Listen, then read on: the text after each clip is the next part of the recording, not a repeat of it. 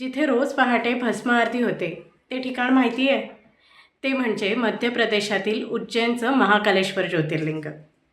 12 ज्योतिर्लिंगांपैकी एक असलेलं हे मंदिर विशेष आहे, कारण हे एकमेव दक्षिणमुखी ज्योतिर्लिंग मानलं जातं. दक्षिण दिशा म्हणजेच यमाची दिशा, म्हणूनच महाकाल मृत्यूवर प्रभुत्व असलेले शिव म्हणून पूजले जातात. इथली पहाटेची भस्म आरती जगभर प्रसिद्ध आहे. पहाटे लवकर शिवलिंगाला पवित्र भस्म अर्पण केलं जातं. ही आरती केवळ धार्मिक विधी नाही, तर ते जीवन क्षणभंगूर आहे याची जाणीव करून देणारा एक आध्यात्मिक उत्सवच आहे.